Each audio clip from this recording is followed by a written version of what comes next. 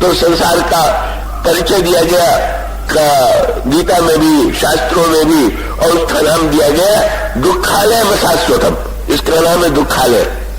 वो ऐसे जन व्यंग में कहा करते थे कि भाई दुकानों में भी लिखा रहता है भोजनालय, वस्त्रालय लिखा रहता है, तो इस संसार के ऊपर भी लिखा हुआ है दुखालय। और उन्होंने कहा कि जैसे भोजनालय में कोई जूता खोजने की चेष्टा करे और जूते के दुकान में कोई भोजन छेदने की चेष्टा करे तो ना समझिए, इसी प्रकार से जब इसका नाम दुखालय है ही है, तो यहाँ पर दुख को ढूंढने की चेष्टा करनी चाहिए। ये व्यंग्यात्मक बात उनके द्वारा कही गई। तो संसार के दुखालय में ईश्वर जब आया तो मां ने बड़ी चतुराई की भाषा का प्रयोग किया। मां ने ये कहा, मां ने शब्द कितना बढ़िया चुना। मां ने कहा कीजिए शिशु लीला, बालकों वाली लीला कीजिए। और इसका अर्थ ये हुआ कि वैसे किसी से रोने के लिए कहे तो बुरा मान जाए, पर नाटक में अगर किसी अभिनेता से कहे कि जरा बढ़िया रो के दिखाइए तो वो भी बुरा नहीं मानता है और सचमुच वो चेष्टा करता है कि बढ़िया से बढ़िया रोए। तो कौशल्या अम्मा ने भी यही कहा कि ये शिशु लीला, बालकों वाली लीला कीजिए। और प्रभु ने सुना। और पहला पाठ क्या हुआ? सुनी बचन सुजाना, रोदन उठाना। प्रभु ने दोनों का प्रयोग किया कि आंखों में आंसू भर करके रोने भी लगे और जोर जोर से होठों से कब पुकारने भी लगे। रोदन उठाना, कोई बालक सुरभूपा, गोस्वामी जी ने कहा कि प्रभु ने कि जब आए और उनके आंखों में आंसू आया तो आंसू का उद्देश्य क्या था? प्रभु ने आंसू मानो हम लोगों के आंसू अपनी आंख में ले लिया और लेकर के हमारे आंख के आंसू को पूछ करके अब हमारे उसके पास, ईश्वर के पास अपना आंसू तो था ही नहीं, आंसू तो हम लोगों का था और हम लोगों के आंसू को ईश्वर ने ले लिया। इसलिए तुलसीदास जी ने बड़ी मीठी बात कही। किसी ने कहा महाराज जब श्री राम रो रहे हैं तो सहानुभूत में हम लोग भी रोना प्रारंभ कर दें? तो उन्होंने कहा नहीं नहीं, यह चरित्र के गाँव है। जब ईश्वर रो रहा है तो आओ हम लोग गाना प्रारंभ कर दें। रोना दुख है तो गाना आनंद है। बोले जब सारा दुख ईश्वर ने ही बांट लिया, जब सारा आंसू ईश्वर ने ही ले लिया तो हमें तो आनंद से गाने के लिए अवसर दे दिया। और इतना ही नहीं, उन्होंने संसार के जीवों को निमंत्रण दिया। क्या निमंत्रण दिया? उन्होंने कहा जैसे कोई पद खाली होता है तो खाली थोड़ी रखा जाता है, एक व्यक्ति पद से हटता है तो दूसरा बैठ जाता है। तुलसीदास जी ने कहा एक पद खाली हो गया है, चलिए हम लोग उस पद पर अधिकार कर ले। कौन? बोले ये जो बालक के रूप में दिखाई दे रहे हैं ये हरि है न, तो हरि बन गए हैं न, तो हरि का पद खाली है तो यह चरित्र जगावे हरि पद पावे। और जब हरि नर बन रहे हैं तो हम लोग आओ चलो हरि बन जाए। कमाओ परिवर्तन के लिए आए हुए हैं। ये ईश्वर का संसार में आना माने स्वयं बन गए नर और नर को बना दिया हरि, स्वयं ले लिया दुख और जीव को दे दिया आनंद। अयोध्या में आए तो भी प्रभु ने दुख को ही लिया और जब मिथिला में गए, जनकपुर की पुष्प वाटिका में गए तो एक वस्तु का उपहार भगवान श्री राम को जनकपुर की वाटिका में मिला। और वो उपहार क्या था? का वो उपहार था जब लता कुंजी से भगवान राम प्रकट हुए, हाथ में फूल का दोना लिए हुए। बड़ी अनोखी बात है।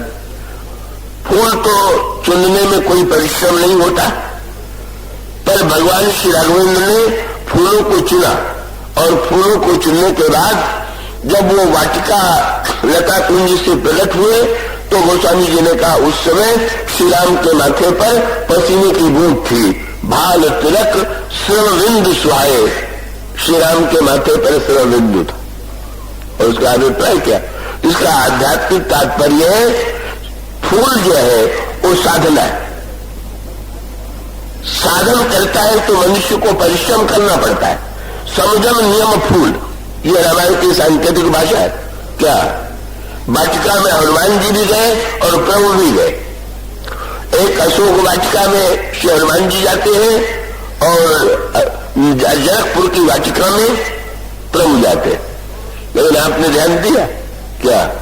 दोनों ने वाटिका में से अलग अलग वस्तु लिया। क्या? वाटिका में हनुमान जी ने फल पाया, फल खा करके तृप्त हुए।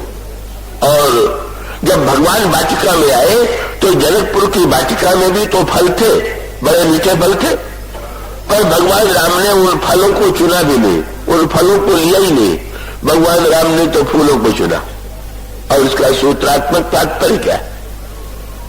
फल जो है भगवान ने मानो संसार के दूसरा सूत्र ये दिया कि भक्तों को मैं निमंत्रण देता हूं कि वो कृपा का फल स्वयं खाए और साधना का श्रम मैं करूंगा।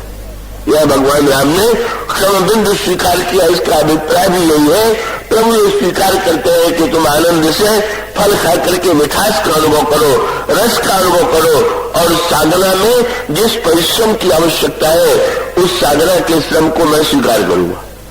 हनुमान जी ने तो ऐसा फल खाया, फल खाने के बाद बाग लगे उजाड़ में।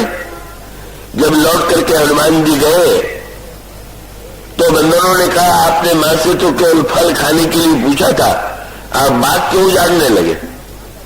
हनुमान जी ने बड़ी मीठी बात कही। उन्होंने कहा, मैं तो गया था फल ही खाने, लेकिन बाग क्यों उजाड़ दिया? बोले ये फल खाने का फल था। फल खाने का फल माने? उन्होंने कहा कि मां की कृपा का फल खाने के बाद अगर तब भी मोह रूप रावण की वाटिका न उजड़े तो फल खाने का फल ही क्या हुआ? फल खाने की सार्थकता यही है कि मोह की वाटिका उजड़ गई, दुर्गुण दुर्विचारों के राक्षस मारे गए, और हनुमान जी उस फल को खा करके अनुभव ऐसा करते हैं कि जैसे जन्म जन्मांतर की भूख मिट गई।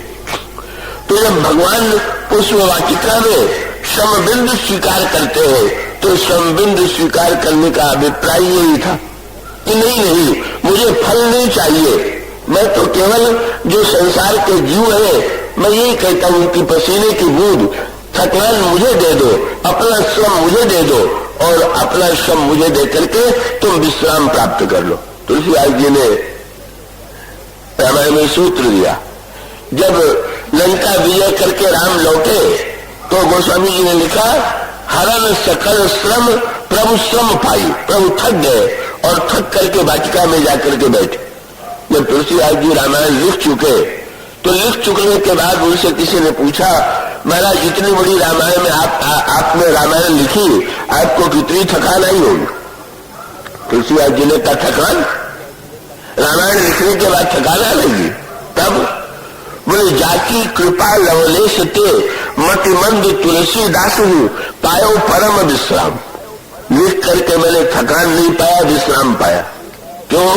बोले, श्रम तो सारा प्रभु ने ले लिया, का वस्तुतः श्रेय तो मुझे मिला कि तुलसीदास लिख रहे और लिखने वाले प्रभु थे।